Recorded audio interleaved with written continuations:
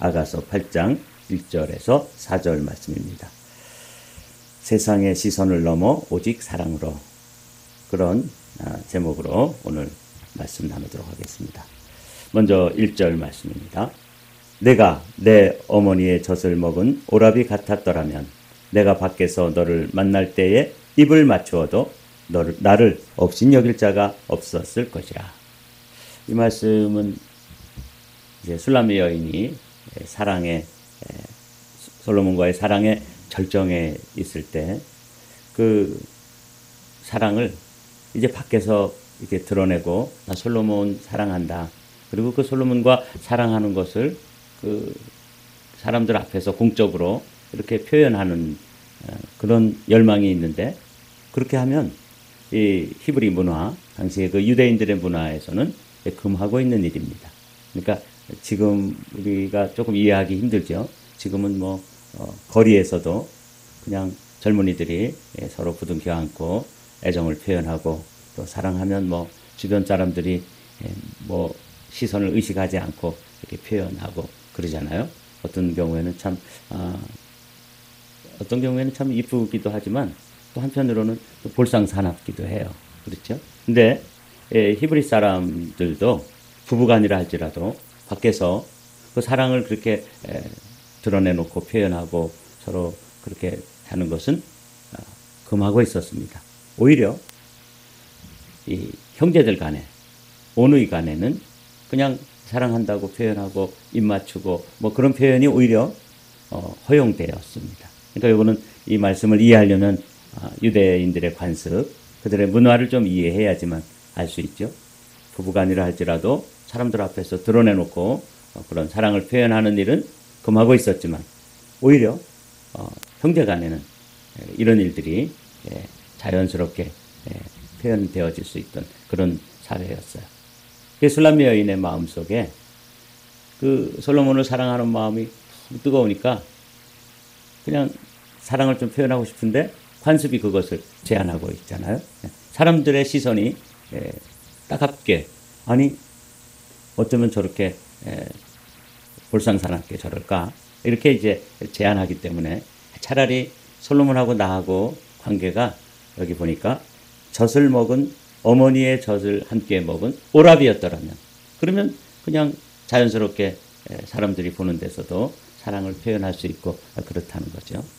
이 말씀은 이제 주님과의 사랑이 우리가 점점 성숙되어질 때, 그때 이제 우리가 사람들 앞에서 주님을 시인해야 되는 그런 그 단계가 있죠. 주님도 이렇게 말씀을 하셨습니다. 누구든지 사람 앞에서 나를 시인하면 나도 하늘에 계신 내 아버지 앞에서 그를 시인할 것이요, 누구든지 사람 앞에서 나를 부인하면 나도 하늘에 계신 내 아버지 앞에서 그를 부인하리라. 여러분은 처음 예수님을 믿고 여러분들이 믿는 이 믿음을 사람들 앞에서 언제부터 그래도 드러내놓고 나 예수 믿는 사람입니다, 이렇게 공표를 하셨나요? 저는 처음에 이제 교회를 다니기 시작하면서 식사 기도를 해야 된다고 가르침을 받았어요. 근데 우리 집은 예수 믿는 사람이 없으니까 이제 교회 다니기 시작하면서 이렇게 간식 같은 거 나오면 꼭 기도하고 먹고 그러더라고요, 교회 가면. 근데 이제 집에 와서 내가 이제 안 믿는 우리 부모님들은 예수님에 대해 전혀 모르는 분들인데, 밥 먹자, 그럼 감사합니다, 그리고 쿵쿵 퍼먹어야 되는데 그때 기도를 해야 되잖아요. 이거 기도하는 일을 시작하는 게 이게 보통 용기가 나질 않는 거예요. 이거 어떻게 해야 되나. 분명히 교회에서는 음식을 먹을 때 기도하고 먹는데, 집에 돌아오니까 집에서는 그런 문화가 아닌데 가족들은 막 식사를 막 먹고 있는데 나 혼자 또 머리 숙여서 기도할 수도 없고, 그런 거는 또 집에서는 또 좀 괜찮은데, 이제 어느 순간에 제가 용기를 내서 집에서 기도하고 먹었어요. 근데 이제 우리는 가까이에 큰 집도 있었고 고모님 댁도 있었는데, 거기 이제 제사 지내러 가거나 무슨 생신 때 가거나 그러면 한 사람도 예수 믿는 사람이 없는 거예요. 그러니까 이제 큰 집에 갔을 때 제사 지내고 이제 그 식사할 때 그때가 제일 어려웠어요. 그래서 제가 이제 밥을 안 먹었어요. 제사 지낸 밥 나 안 먹습니다. 그러니까 이제 우리 큰어머니께서 저를 아주 미워하셨죠. 그러니까 제사 음식이라는 게 평소에 먹어보지 못하던 흰 쌀밥에 그래도 고깃국에 또 사과, 배, 그래서 여러분들 아시나요? 홍동, 백서 그런 거 아세요? 그래서 붉은 과일은 동쪽에다가 이렇게 진설을 하고 또 하얀 과일은 또 서쪽으로 놓고 뭐 그런 게 있어요. 뭐 주, 과, 포 뭐 이런 거 해가지고 술도 있어야 되고 과일도 있어야 되고 포도 있어야 되고 또 면도 있어야 되고 뭐 이런 그 제례법이 있습니다. 그 법에 의해서 이제 여러 가지 음식을 준비해 놓으니까 이거 얼마나 그 어린 마음에 제가 고등학생 때인데 그 맛있는 음식이잖아요. 평소에 맨날 저희 집에서는 잡곡밥만 먹다가 하얀 쌀밥을 먹을 찬스인데 교회에서 제사 음식을 먹으면 안 된다고 그러더라고요. 그래서 사람들 앞에서 이제 시인을 해야 되잖아요. 나 주님을 사랑하는 주님을 믿는 사람입니다 하고 공표를 해야 되잖아요. 근데 이제 그렇게 하니까 그런 식구들이 다 미워하는 거예요. 특별히 이제 제사 지날 때 그 음식을 안 먹으니까 참석은 해. 왜냐면 아버지한테 혼나니까 참석은 하는데 절을 안 하고 두 번째 음식을 안 먹고 이러니까 뭐 미운 털이 베끼는 거죠. 저희 큰어머니가 제사 음식 사올 때 제사 지낸 과일은 달라요. 이렇게 아래 위를 잘라가지고 이렇게 진열을 해야 되기 때문에 그거 절대 안 먹는 거예요. 그래서 꼭 사과 하나 따로 사와야 되고 그 다음에 그때 그렇게 귀한 우리는 지금 아침마다 계란 먹는 거 이거 아무렇지도 않게 툭툭 깨서 먹지만 그때는 계란을 이렇게 잘 잘라가지고 이렇게 고여 놓거든요. 그건 절대 안 먹어요. 그러니까 이제 제사 음식을 따로 준비하는 거예요. 제사 음식 준비하고 정경준을 위해서 과일도 따로 사오고 계란도 따로 삶고 그래야 되니까 우리 큰어머니가 너무 힘들어 하시는 거죠. 그러면서 욕을 하시는 거예요. 그러거나 말거나 좌지간 제가 안 먹었어요. 그랬더니 할 수 없이 이제 계란도 형들은 반쪽짜리 잘라가지고 진열했던 거 그거 주는데 저만 온 거 먹고 사과도 다 잘라서 주는데 저는 하여튼 자르지 않은 거 자른 건 안 먹으니까 그거 주고 그러면서 아주 얼마나 미움받았는지 몰라요. 먹기는 먹었는데 나중에 이제 따로 밥도 해주고 뭐 이러면서 저를 그래도 존중해가지고 제 믿음을 존중해 준 거죠. 그래서 그 밥을 얻어 먹으면서 하여튼 미움까지 같이 서름을 당했던 기억이 나요. 여러분 지금 이런 얘기입니다. 사람들 앞에서 주님을 사랑하는 일, 내가 믿음을 가지고 있고 신앙을 가지고 있다는 것을 공표하는 것, 참 어려운 거죠. 군대 가니까는 그게 또 어려운 일이에요. 식사 시작! 그러면은 나는 강하고 멋진 해병 장교가 된다. 그리고 감사히 먹겠습니다. 막 퍼먹어야 되는데 그 시간에 속으로 4시간 기도를 하고 먹었어요. 그러나 그때 뭐 머리 숙여서 기도하고 그러지는 못하겠더라고요. 그래서 그때는 그래도 그 감사히 먹겠습니다 하는 그 시간이 있어서 이제 기도를 하고 먹고 그랬는데 제가 이런 것에 대해서 이야기를 들은 게 있어요.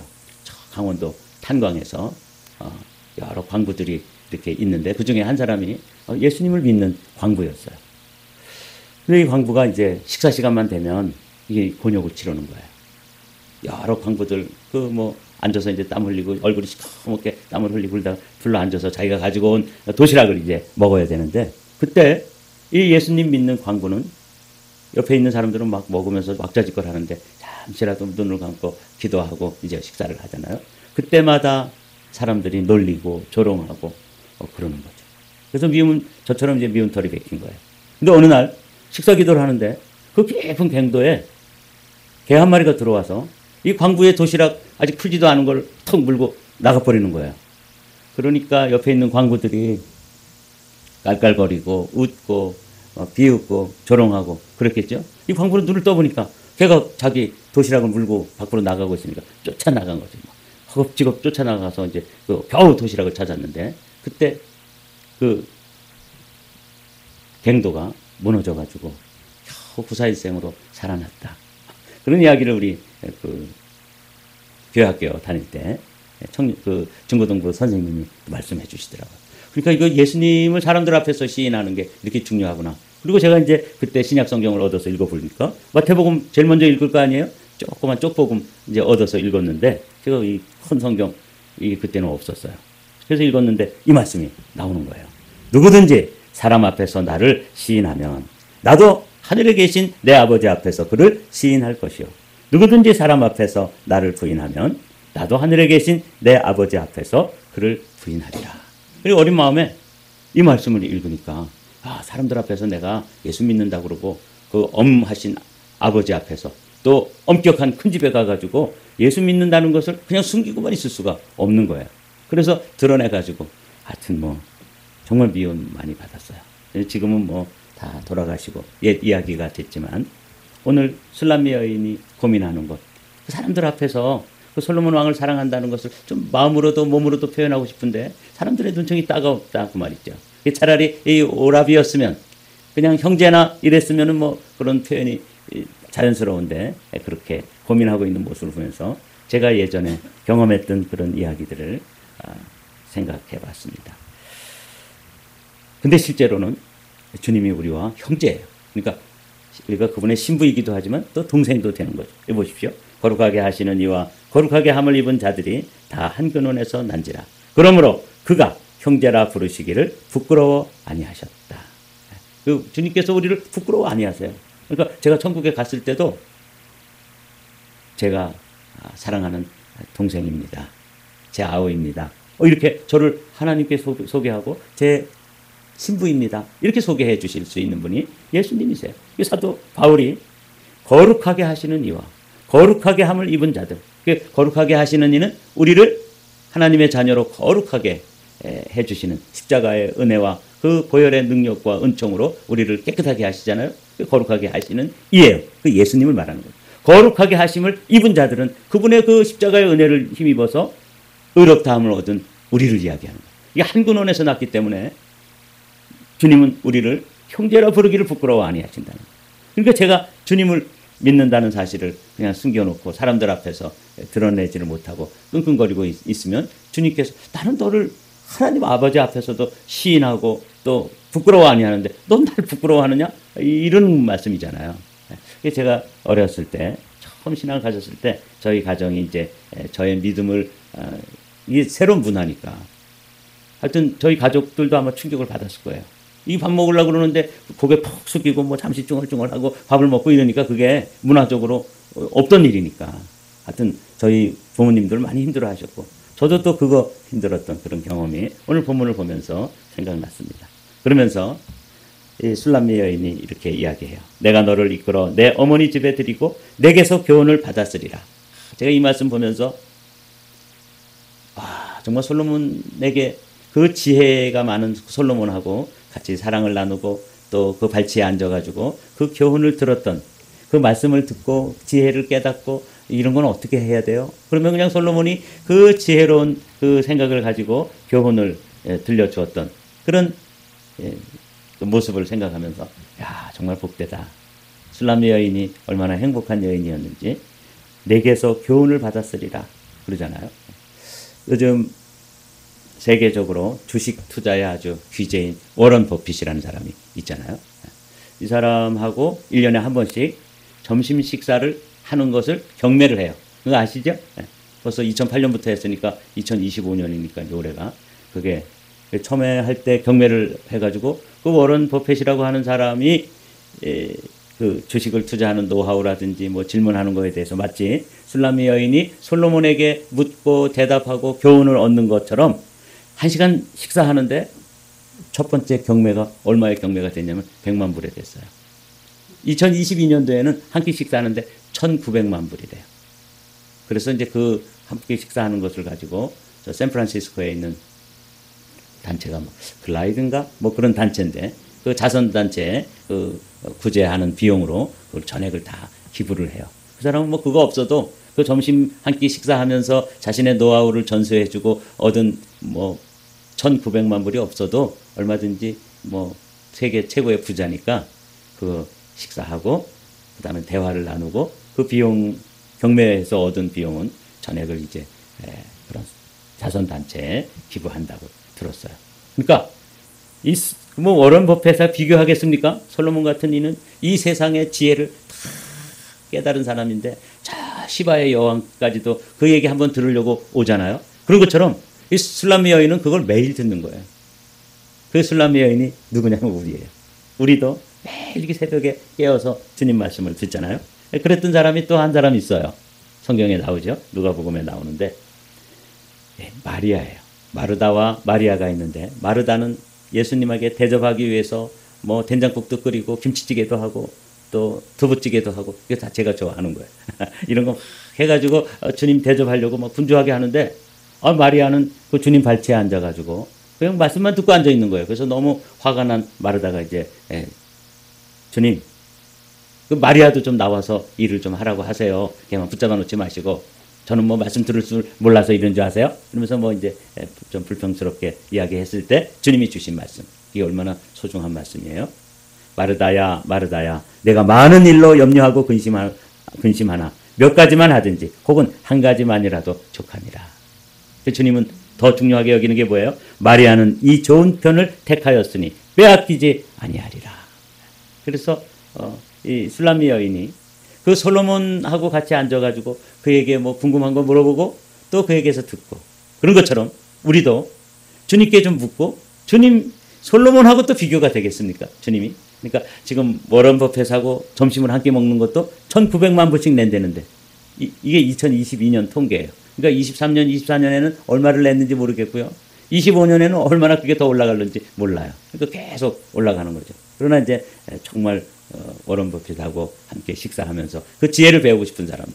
근데 워런 버핏보다는 훨씬 지혜로운 솔로몬과는 비교가 될 수 없는 주님과 여러분이 이 아침에도 마치 마리아의 심정으로 그 술람미 여인의 심정으로 내가 주님의 교훈, 주님의 지혜를 얻는 것이죠. 그래서 기도는 주님께 우리의 요청을 말씀드리기도 하지만 사실은 더 중요한 게 듣는 것입니다.